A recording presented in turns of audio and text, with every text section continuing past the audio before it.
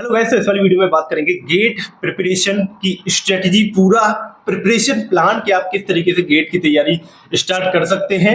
Gate तो सिर्फ मैं एक नाम यूज कर रहा हूं, बाकी जितने भी पीएसयू हैं, जितने भी सेंट्रल के एग्जाम हैं, आप सभी को इजीली क्रैक कर सकते हो। सिर्फ मैं जो ये इस वाली वीडियो में चीजें बताऊंगा उनको फॉलो करके।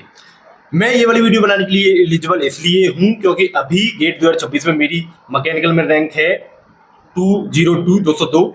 हालांकि उतनी टॉपर वाली रैंक नहीं है, लेकिन उतनी भी बुरी नहीं है कि ये वाली वीडियो नहीं बना पाऊँ। वहीं अभी मैं फिलहाल वर्किंग हूँ भारत इलेक्ट्रॉनिक्स बेल में। एक एक चीज आपकी पूरी इस वाली वीडियो में कवर हो जाएंगी, चाहे आप फर्स्ट ईयर से हो, चाहे सेकंड ईयर से हो, चाहे थर्ड ईयर से हो, चाहे फाइनल ईयर से हो, या फिर आपकी बीटेक कंप्लीट हो चुकी हो।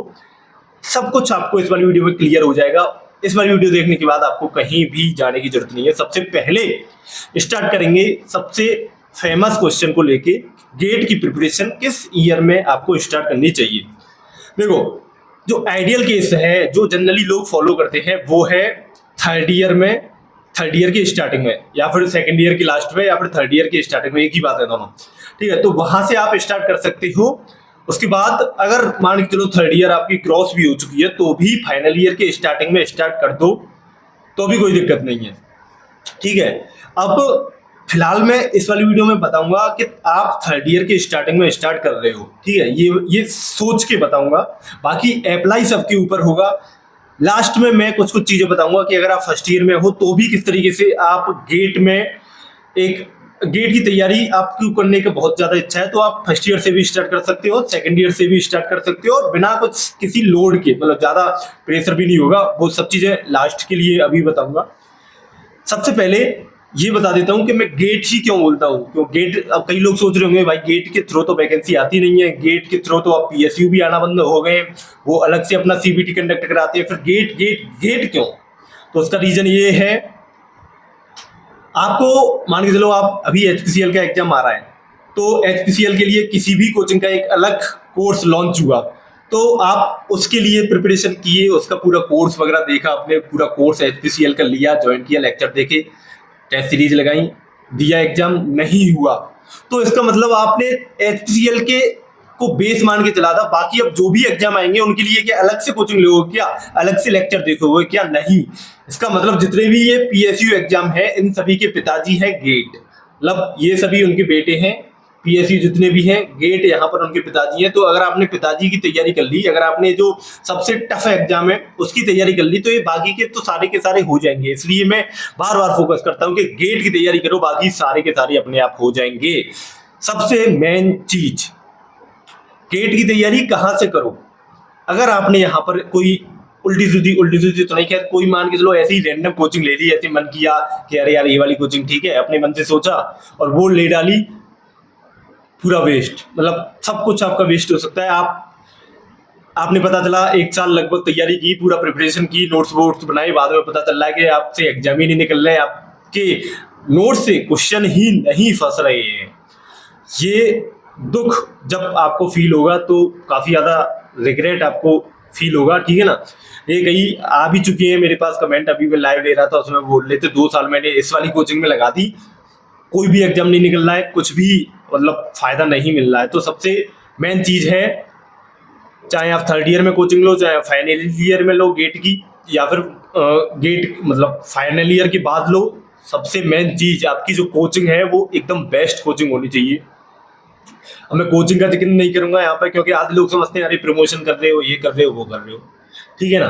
तो इसके लिए चाहो तो मैं अलग अलग कोचिंग का रिव्यू एकदम पूरा एकदम एक कहें कि उनको क्या कर देना, एक्सपोज कर देना, ये मैं डाल सकता हूँ हर कोचिंग का। मैं कभी भी एक कोचिंग नहीं बताता कि सिर्फ ये ले लो, मतलब ये सबसे बेस्ट है, नहीं।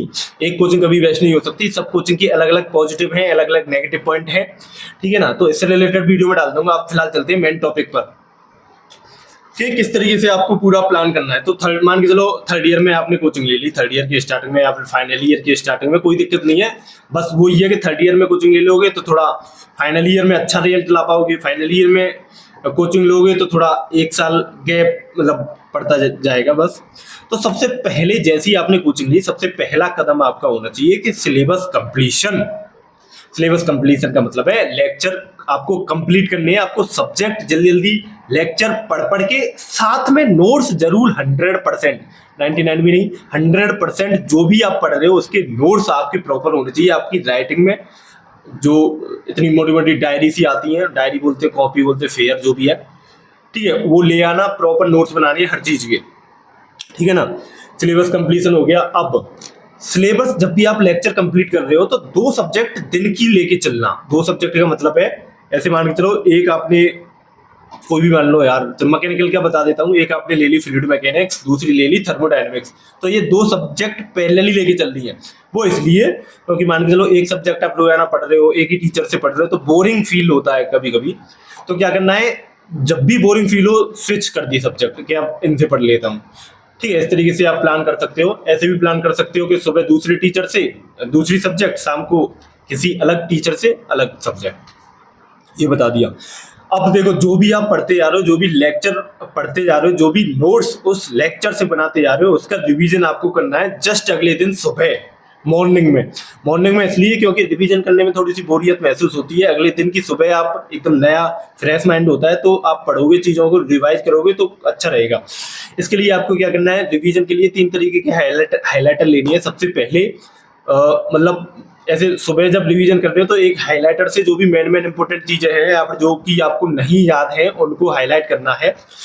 उसके बाद आपको रिवीजन करना है उसी चीज का लगभग 7 दिन बाद, संडे रख सकते हो, ठीक है।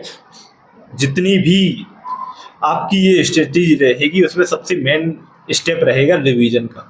तो 7 दिन बाद उसे दोबारा रिवीजन करना है। अब इस बार दूसरे कलर के हाईलाइटर से हाईलाइट करना है चीज़ों को। उसमें क्या रहेगा, जो भी आप चीज़ें भूल चुके हो या फिर जो आपको और ज़्यादा इंपॉर्टेंट लग रही है उस पर डबल हाईलाइटर कर देना, ठीक है, या चीज़ें भूल रहे हो तो उस पर कर देना। इसी तरीके से फिर लगभग 15 दिन बाद आपको जो भी लगे कि अब भूल रहा हूँ चीज़ें, तो फिर एक बार कर लेना, ठीक है। ये हो गया लेक्चर कंप्लीट करने, ये मेन चीज़ है इसमें। अब जो DPP है, डेली प्रैक्टिस प्रॉब्लम, ये आपके टीचर अगर आप अच्छी कोचिंग लोगे तो वहाँ देंगे ऑटोमेटिकली, ये सब प्रोवाइड करेंगे टीचर कि आप ये वाले आप उन्होंने पढ़ा दी तो उसके बाद वो क्वेश्चन देंगे प्रैक्टिस करने के लिए, वो लगाते चलना है आपको। अगर आप फाइनल ईयर कंप्लीट कर चुके हो या फिर मान के चलो फाइनल ईयर में हो, मतलब ज़्यादा टाइम नहीं है, तो आप DPP नहीं चाहो तो नहीं करो, लास्ट में टेस्ट सीरीज तो करोगे ही, अभी PYQ लगाते चलना साथ में, ठीक है ना। तो DPP करनी है, मतलब क्वेश्चन लगाते चलने हैं बेसिकली आपको। और एक सब्जेक्ट, हाँ, अब जैसे ही एक सब्जेक्ट पूरी कंप्लीट हो जाए उसके बाद आपको PYQ की बुक लेके आनी है, ऑनलाइन मंगा लेना, या तो मेडिजी की मंगा सकते हो, PW की मंगा सकते हो, जनरली तो इन दोनों की ही है, बाकी तो PYQ की स्पेशल बुक मुझे नहीं लग रहा किसी की भी है, अनअकैडमी की भी नहीं है, PW की है और मेडिजी की है, ठीक है। तो PYQ की बुक मंगा लेना, तो वो सारे के सारे PYQ आपको कंप्लीट करने हैं, जो भी आपकी सब्जेक्ट हो चुकी हो, या फिर टॉपिक वाइज भी कर सकते हो कि ये वाला टॉपिक हो गया तो उसके PYQ लगा डाले सब, ठीक है ना। ये हो गया। अब PYQ अगर आपसे इजीली लग पा रहे हैं तो इसका मतलब है आपकी तैयारी सही चल रही है, आपके नोट्स वगैरह प्रॉपर अच्छे से बन रहे हैं। अगर PYQ ही नहीं लग रहे इसका मतलब कोचिंग आपने गलत ले ली है, क्योंकि PYQ सबसे ज़्यादा इजी होते हैं। नॉर्मल आपने कॉन्सेप्ट पे पढ़ाया तो आप कर सकते हो इजीली। अब चलते हैं, ये बता दिया रिवीजन, हाँ ठीक है। अब आ जाते हैं सीधा सबसे ज़्यादा मेन पॉइंट की तरफ। जैसे ही कोई बीच में, आप मान के चलो आपने 2-3 सब्जेक्ट पूरी कंप्लीट कर ली, जैसे कोई बीच में एग्जाम आया, मान के चलो कोई आ गया RRB का या फिर इंडिया IOCL का आ गया, ONGC का आ गया, तो उसमें नहीं घुसना है। अभी आपकी 3-4 ही सब्जेक्ट हुई हैं, तो भाई सबसे बड़ी गलती मेरी लाइफ की तो यही थी। जैसे कोई एग्जाम आता था मैं पूरा सब कुछ छोड़ छाड़ के अपने लेक्चर जो कंप्लीट कर रहा था उनको छोड़ के उसमें लग गया। उसमें मैं सोच रहा हूँ जल्दी जल्दी यूट्यूब से महारिविजन टाइप ये चीज़ें देख के कंप्लीट कर लेता हूँ पूरा। इसकी वजह से मेरे लगभग 70% ही सिलेबस कंप्लीट हो पाया था एक अच्छी कोचिंग से, ठीक है। नॉर्मल तो मैंने पूरा कंप्लीट कर लिया था, लेकिन एक अच्छी कोचिंग से इन डेप्थ में लगभग 70% ही सिलेबस कंप्लीट हुआ था, तो ये काफ़ी ज़्यादा गलती थी। तो आपको अट्रैक्ट नहीं होना है, जब भी कोई एग्जाम आए तो आराम से एक बार सिलेबस कंप्लीट करेंगे, जब पूरा ठीक से लपेटेंगे अच्छे तरीके से, ठीक है ना। ये समझ में आ गया।